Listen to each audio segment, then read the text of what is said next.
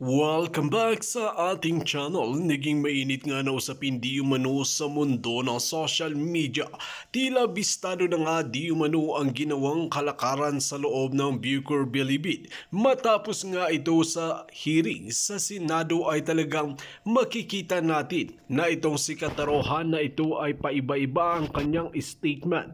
Dito natin makikita mga kaibigan na nangyari nga talaga ang dayaan at pagtakas nga ni Katarohan na ito ay malaking katanungan sa maraming netizen dahil kung titignan natin ay kung tatakas itong si Katarohan na ito sa isang truck ay meron talagang mga salamin ang mga nagche-check sa loob ng Bucor Bilibid. Kaya kung makakatakas nga ito talaga ay walang iba kundi may kasabwat nga ito. Ang nakapagtataka ay talagang bakit kaya nila hinaharang ito at talagang pinagtatakpan ni Bautista at ni Katapang.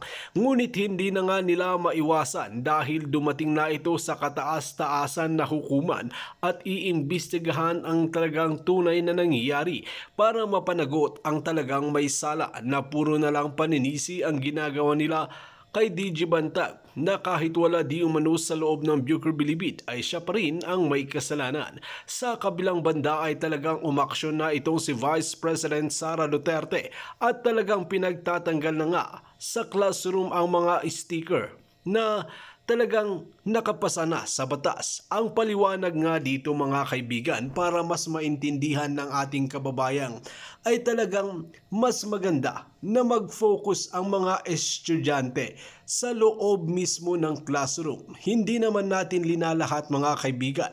Kailangan din ng mga low level ang mga decoration para sila ay talagang matutukan gaya lamang ng mababang level. Ngunit paliwanag nga dito ay pwede kayong gumamit ng mga decoration pag kayo ay nagtuturo. Ngunit tatanggalin nyo rin ito. Ito ang paliwanag ni Vice President Sara Duterte. Kaya naman pag-aralan ninyo at huwag kayong puro batikos ng batikos dahil tignan muna natin ang resulta kung maganda ba ito or hindi bago tayo magsalita.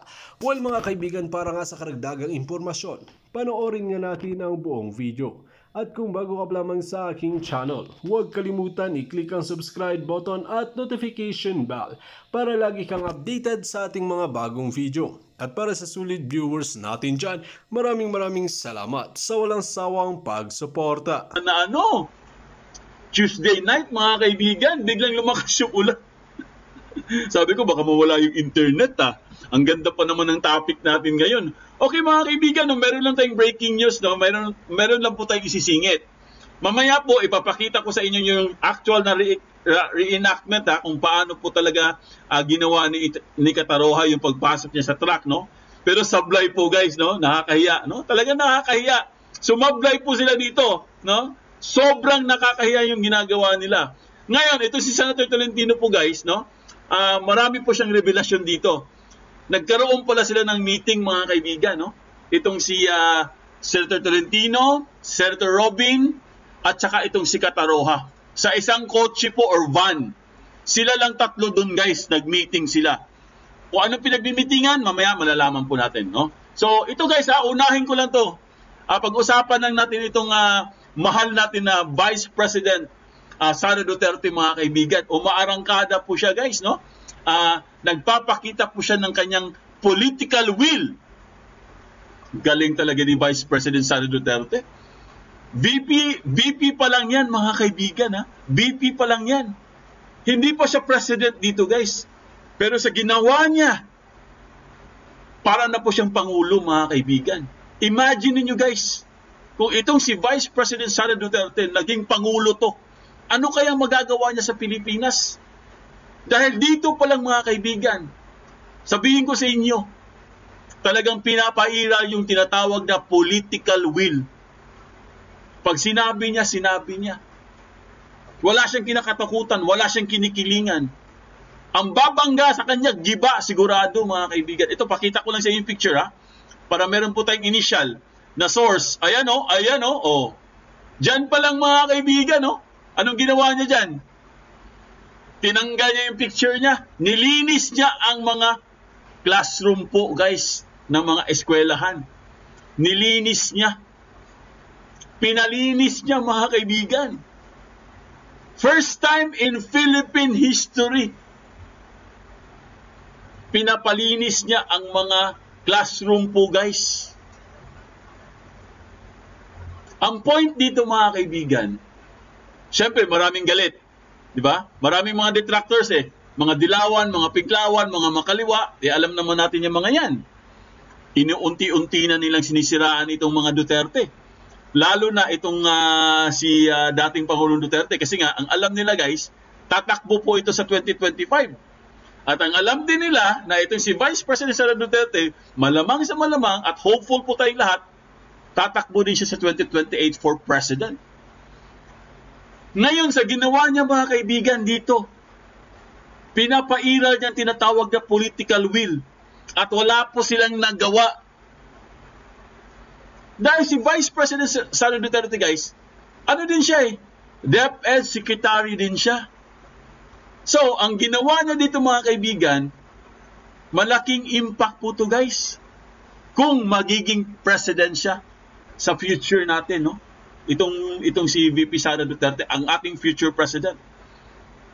Imagine niyo kung anong magagawa niya, mga kaibigan, kung maging pangulo na siya. Dahil dito pa lang, sa ginawa niya sa mga eskwelahan, ay talagang mabibilib ka sa kanya, guys. Dahil kaya naman palang gawin, pero bakit hindi nila ginagawa? Bukod tangi lang si VP Sara ang nakagawa nito. Ito, panoorin po natin, mga kaibigan, para lalo nating maintindihan, no, yung balita. Okay, ito pong ginawa niya, guys, ni Vice President Sara Duterte. Pinababaklas na ng DepEd ang lahat ng posters at learning materials na nakapaskil sa mga classroom. Yan ay para mapanatili raw ang kalinisan sa mga eskwelahan. Pero ang isang grupo ng mga guro umaalma. Nasa frontline ng balitang yan si Marian Enriquez. Isang linggo na lang bago magbalik eskwela ang mga estudyante. Kaya bago magpasukan, nakasanayan na ng ibang guro na mag-double effort sa pag-decorate ng kanilang classrooms. Pero sa bagong utos na inilabas ng Department of Education, malilimitahan na yan. Alinsunod kasi sa DepEd order na ni-release noong August 3, pinalalahanan ng ahensya ang mga eskwelahan sa tamang pagmimintina ng kalinisan ng mga paaralan. Kasama sa utos ang pagbabawal magpaskil ng mga artwork, wall decorations, tarpaulin at iba pa. Kaya sa pagdalo niya sa Brigada Eskwela sa isang public school sa Davao noong nakaraang linggo, si Vice President at DepEd Secretary Sara Duterte na mismo ang nagtanggal sa litrato niya na nakapaskil sa isang classroom. Pati posters at educational flashcards, pinabaklas niya. Lahat yon dapat malinis ang ating classrooms so that ang attention ng ating mga estudyante ay nandoon sa teacher, sa harap, or doon sa libro or sa ginagawa nila.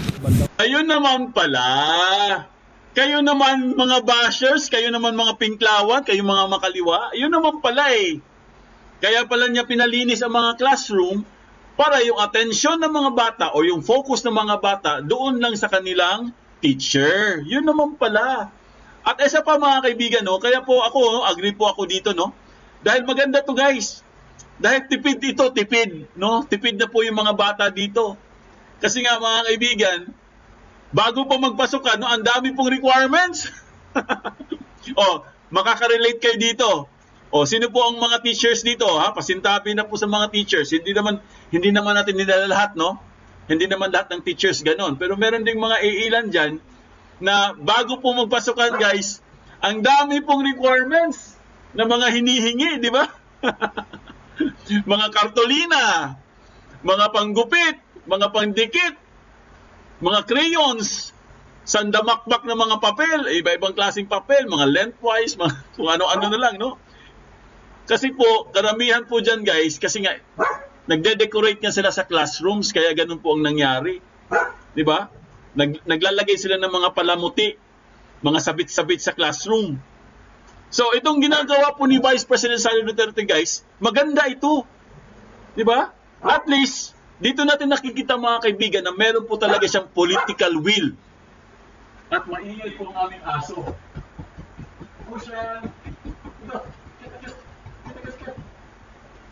Maingay ang aming aso.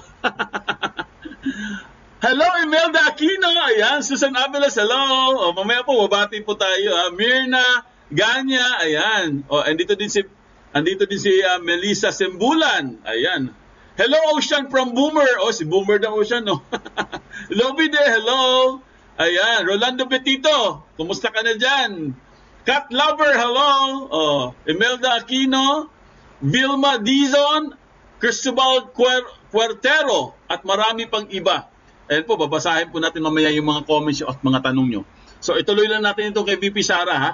Kasi nga, ang ingay kasi ng aso namin, nawala na tuloy ako. Ito po, i-play lang natin mga kaibigan. Ay, Maria Corazon Reyes. Ayan, si Violeta Galvan. Ayan, andito pala silang lahat. Newton Bagalihog. Ayan, nag-second emotion ang Sir Foodie. Nag-second emotion. Ito po, i-play na po natin mga kaibigan. Luisa Shimizu, hello. Catalina Fox 206. Good evening. Ayan, si Felicidad Melyare.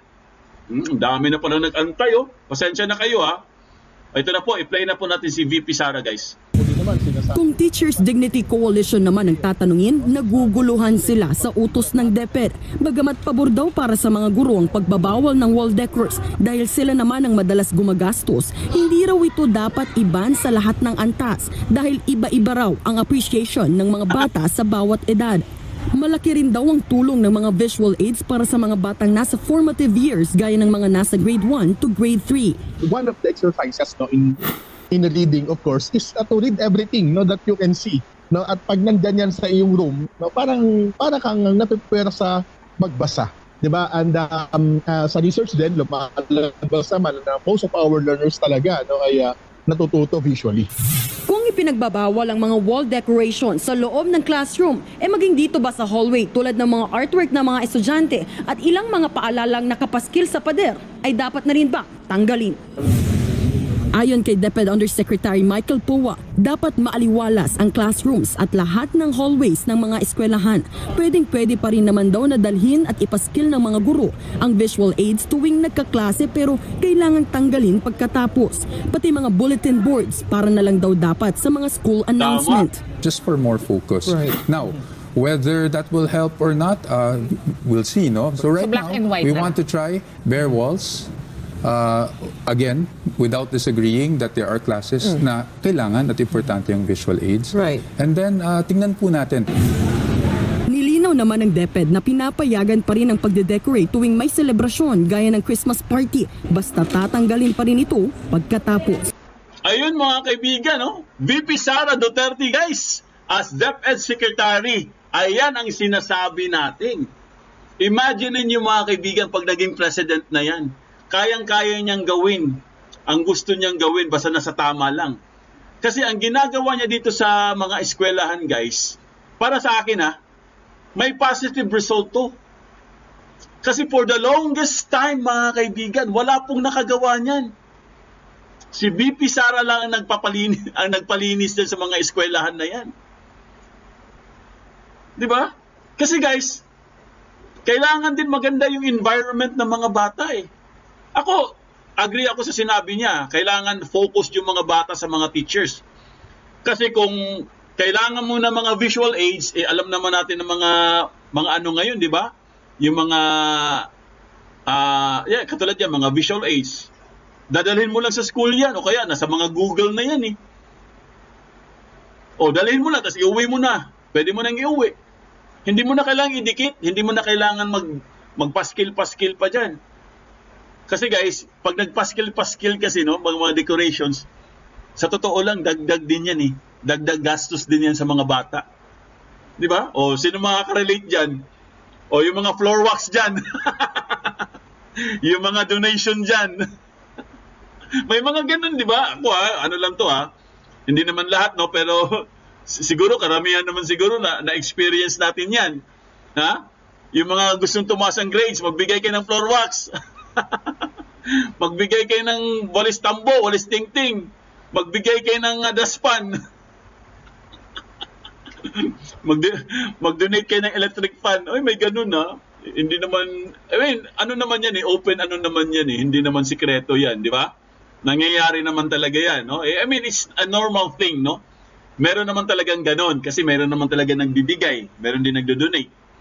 Pero Ang panukalang ito, mga kaibigan, yung sinasabi po ni VP Sara, guys, para ito sa mga kabataan. Para at least, guys, medyo focus sila. Di ba? Kasi po, alam niyo ba yung Brigada Eskwela? Taon-taon ginaganap yan. Pag nag-opening na po, malapit na po mag-opening ang pasukan, guys, may tinatawag na Brigada Eskwela. Ibig sabihin, nagtutulong-tulungan yan, no? Mga teachers, mga magulang, minsan may mga estudyante. Tapos guys, yung iba, sinabi ko iba, hindi naman lahat. Meron pong nagpapadonate dyan. 1 peso. Well, 1 peso lang naman yun. Nakakatulong din naman yun. Pero ibig sabihin guys, tinanggal din ni VP Sara yun. Yung donate na yan. Tinanggal din ni VP Sara. Kasi guys, ang katwiran niya mga kaibigan, meron na kasing nakalaan yan eh. Ang Department of Justice, ang Department of Education, mga kaibigan, may nakalaang pondo na dyan. Hindi mo na kailangan manghingi ng donasyon. Ganon kasi ang mga Duterte, guys eh. Ayaw nilang pinapahirapan ang mga tao. Ayaw nga niya. Si Duterte nga dati nun, nagalit nga siya, di ba, pag nilagay yung mukha niya sa mga projects, ayaw niya ng ganon eh. Ganon din si VP Sara, ayaw niya nang nilalagay yung mukha niya, ayaw niya, tinatanggal niya yan, sinisira niya. Kasi nga, itong si VP Sara, guys, talagang ano siya, no? Para siyang si Tatay Digong. Xerox copy, parang ganon. Yung ugali, ha? Pili ninyo na magbagong buhay. But I know na hindi na kayo magbabago. Himukin ninyo na magbigay kayo ng serbisyo para sa Pilipino. Huwag kami ang himukin. Dahil nahimok na nga kami, nabudol na nga kami. It's your time now to shine. Pero anong sinashine nyo? Shine. Diba? Shine like a evil star. Diba? Shine like a smuggler. Shine like a drogista. Cuddler, kung ano-ano pa. Yan. Anong pinagsasabi mo? Ha? Yung memorandum of understanding ninyo para ma-combat ninyo ang fake news, you combat yourself, not us. Combat ninyo, awayin ninyo yung sarili ninyo. Mag-iatay ka mo. Namit kayo asinan, mga kipay nyo, leche. Ano sabi niya? As we take measured yet realistic strides towards progress. Progress na naman, buwaka ng ina. Let us allow our steadfast spirit. Naintindihan ba ni Kuting mga binabasa niya? Nagbubulol-bulol pa to eh. Binasa niya ba to? Okay, to drive us to uplift every Filipino and build an inclusive and more progressive Philippines. Oh, ano ibig sabihin yan? Habang tayo ay gumagawa, di ba? Dapat itong ating mga makatotohanan, okay? Makatotohanang mga layunin o hakbang tungo sa progresibong bukas, tungo sa pag-unlad. Di ba? I-allow natin, sabi niya, hayaan natin na ang ating matatag na pananampalataya, Espiritu di ba? O Espiritu Santo, okay? Na dapat tayo ay magkaroon tayo ng drive. I-encourage natin, i-uplift natin ang lahat ng bawat Pilipino na tayo ay magkaroon ng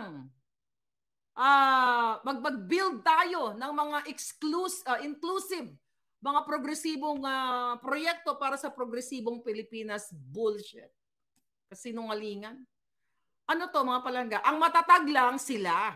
Di ba? Ang makatotohanan, sila ay, mga kapapalangga, kam-kam ng kam-kam, patayo ng patayo ng bahay. Di ba? I-encourage yung Pilipino, i-uplift nyo, no? Demotivated na nga ang mga Pilipino eh. Why? Sa presyo pa lang ng bigas na pangako mo. Demotivated ang mga doktor na tatamnan nyo ng kaso. Yeah, this week. Di ba? Yang utos ni Lisa, pag walang makita ang kaso, tamnan. I'm talking about the Dingvaxia issue, yung mga doktor na hindi naman sangkot doon sa mga charges. Ang utos ni Liza kay Lichon o Liachon, Litson, whatever, Dr. Tony Liachon. At kay Herbosa, tamnan. At talagang dapat mag-deliver kay Lisa ng result. Kaya nga, di ba, ang DOH ay sa kanila na hawak na ni Kuting. Bakit gustong hawakan? Dahil may 300-something billion pesos na budget. I talk about that already, mga palangga. Ito, himukin ng Pilipino para magkaisa. Himukin ng Pilipino to have a better Philippines. Ulit, nasa inyo ang budget. Himukin nyo ang mga sarili ninyo para ibigay sa tao. Pero ang ginagawa ninyo, hinihimok, iniipon nyo yung budget sa mga sarili nyong bulsa. Yan ang katotohanan, mga kababayan. Kaya nakakasuka. Binabasa ko to nung kanina, sabi ko, tanginang to Pinagluloko na naman ng Pilipino. Oh, ano nangyayari dyan? Ano pa sabi ng Jindot? In accordance with Republic Act 9256, the 21st day of August this year is declared as the Ninakino da. Oh, wala nang kwenta yon. Okay? Wala nang kwenta pinagsasabi. Ano ang ano nyo? Ano yung point of view nyo dito? Greater pretender, sabi ni Rina. Okay, tignan natin yung mga komento ng tao. Okay, anong sabi doon sa yung post niya? Tignan natin sa presidential communications na madalas puro ka piki-piki anong pinagsasabi. Okay? Presidential communications. Okay, tignan natin. Ang kasinungalingan ng mga Jotang Genemes. Right? Okay. Naka-block ba ako sa kanila? Ba't di ko siya nakikita? Okay.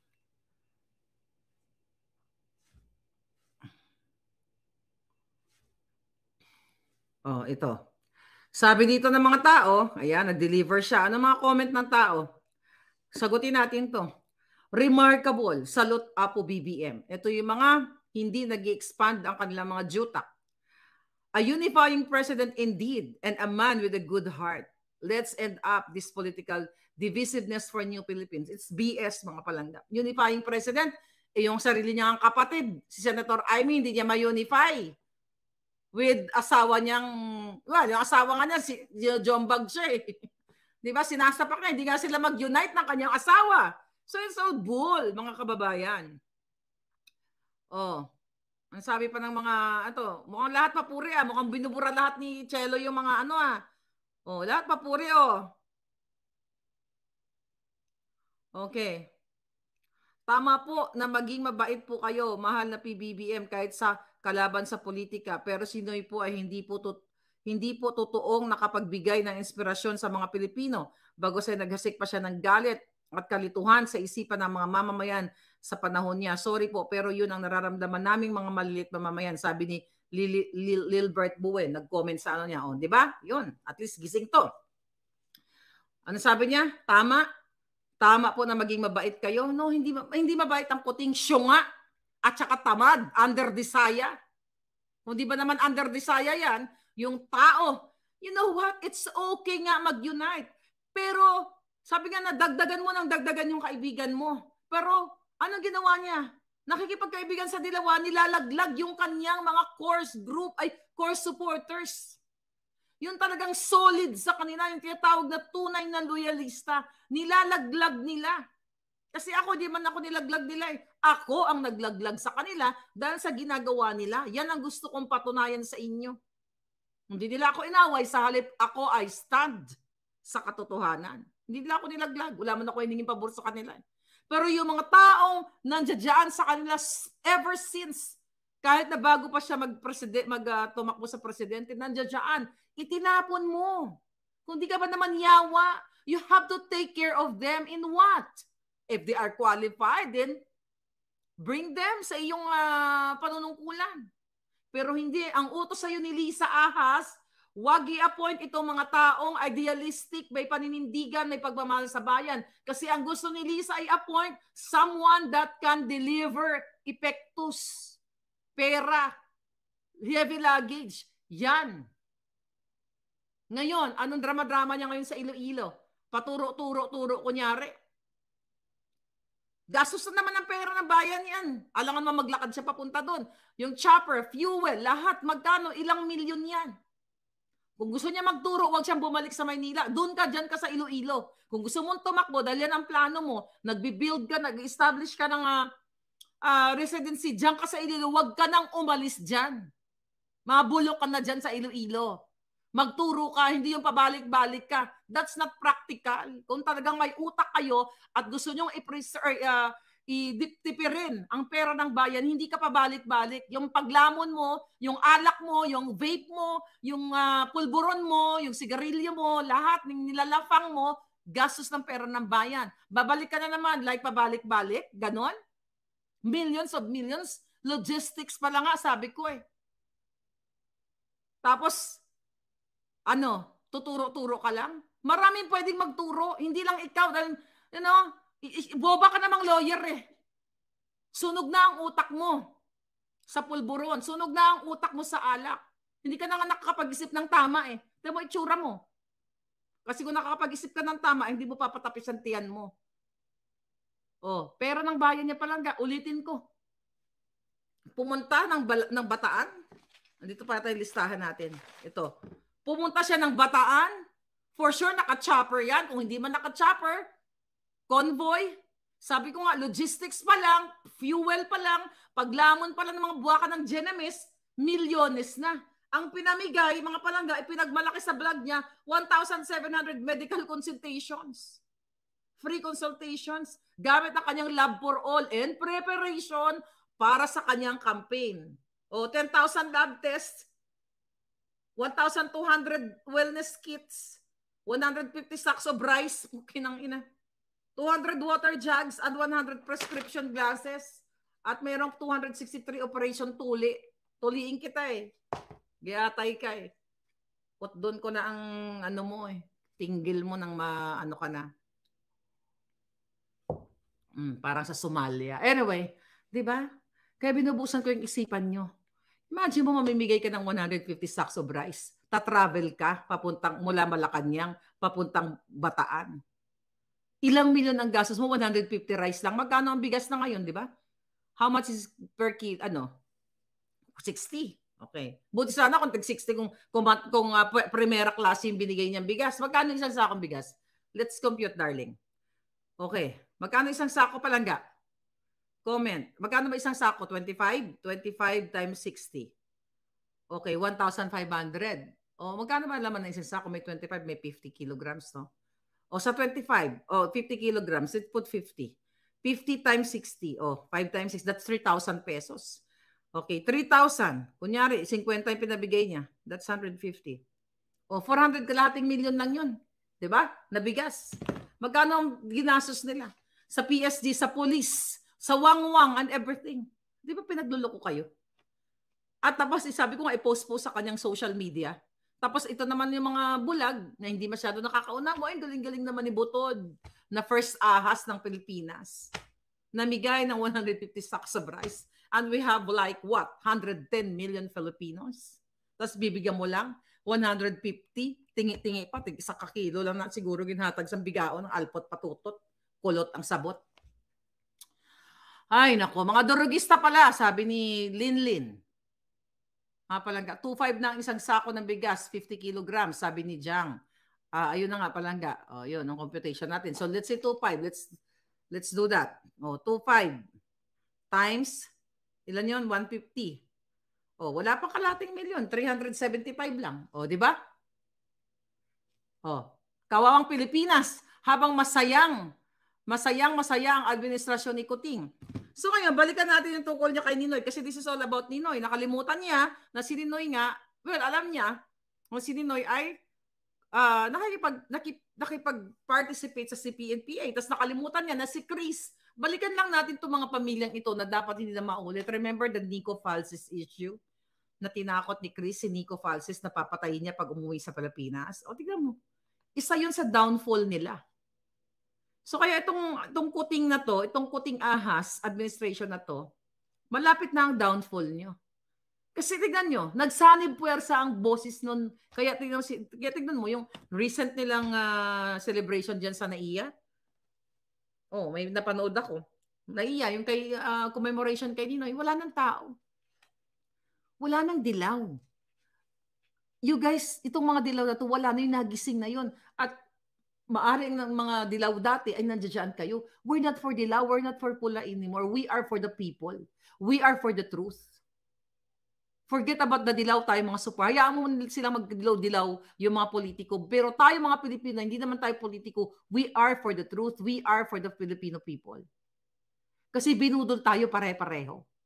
Sige nga. O sige, kung pagbigyan natin dilawan pula, mag-aaway pa ba tayo? Pareho tayong binudol. Dilawan. Si Cory na ang, di ba? Nung nag-people power, di ba? Akala ninyo si Cory na ang sasagot. Magkaroon na tayo ng Pilipinas na parang Amerika o Europa o Japan. Nangyari ba? Hindi. Ibig sabihin, lahat sila failure. Lahat. Wala tayong itchapwera. Failure. Tapos ngayon si Kuting. Failure siya palangga. Ngayon pa lang, isang taon pa lang mahigit eh. Failure na. Puro pangangamkam. Oh, katulad dito, kasi send lang sa akin, mga palangga. Ito, bahay ni Paul Soriano. Dapat separate to eh, pero sige na lang. Oh, ayan oh. Sa McKinley. Tinakpan niya siguro dahil ni-report ko. Oh, Paul, ayan yung bahay mo oh. Oh. Ayan, mansion yan. Mahina-hina 200 million dyan. Pinapicturean ko sa akin puting ahas. Sabi ko, bakit tinatakpan yan? Sabi Miss Maharlika, baka siguro dahil binlag mo. But, you know what? Well mga kaibigan, talagang makikita natin na walang hupas nga itong si Madam Maharlika na magbulgar ng kung ano nga ba talaga ang nangyayari sa loob ng Malacanang at kahit saan ahensya. Makikita natin ang katapangan ni Madam Maharlika na handang itaya ang kanyang buhay para lamang malaman ng ating mga kababayan na Pilipino ang tunay nangyayari sa bansang Pilipinas. Kaya naman kahit itataya na ni Maharlika ang kanyang buhay, basta lamang maisiwalat ang katotohanan. Well mga kaibigan, kung kayo ang tatanungin, susuportahan ba ninyo si Madam Maharlika, Vice President Sara Duterte at si DJ Bantag laban sa mga politiko na gumagamit sa kanilang kapangyarihan? Just comment below sa ating comment section at ating pag-uusapan. Maraming salamat!